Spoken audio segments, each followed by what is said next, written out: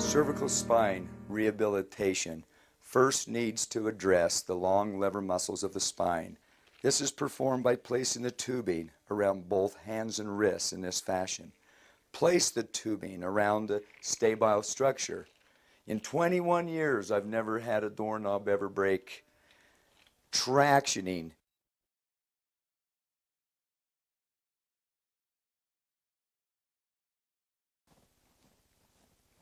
Then stabilizing or strengthening by lifting the chest, touching the shoulder blades together and back, comfortable position, short, comfortable strength, range of motion. Adjust the tube tension as far as you can go without any pain or discomfort. Do it till it feels good, and then quit. McKenzie neck cervical release can provide a lot of relief and polish the cervical facet neck joints by taking 2 fingers. First, tuck the chin, straight back. Place the fingers on the side of the chin, lightly tip, not into pain.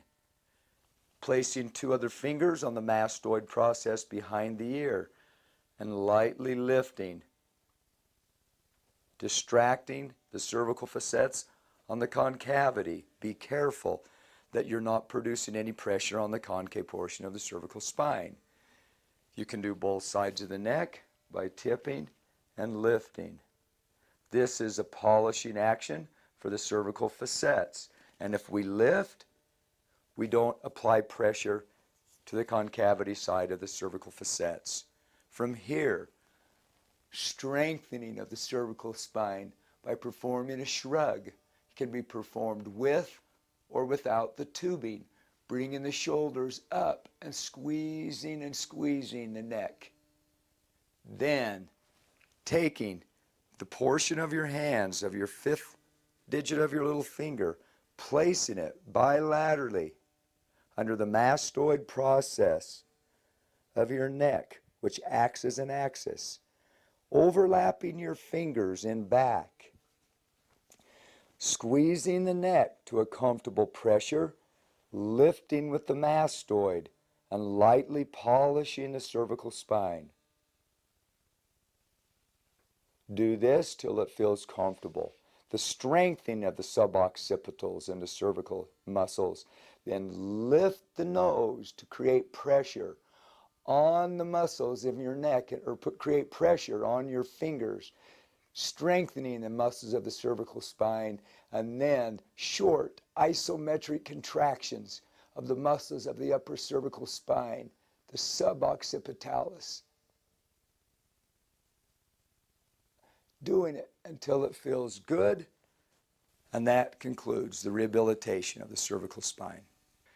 With personal experience of damage of the cervical facets, breaking 2 upper ribs on my left and separating my collarbone, I find that when I'm working in the office, I feel like I have a knife stabbing me, or someone has their knuckle stabbing me in the upper ribs.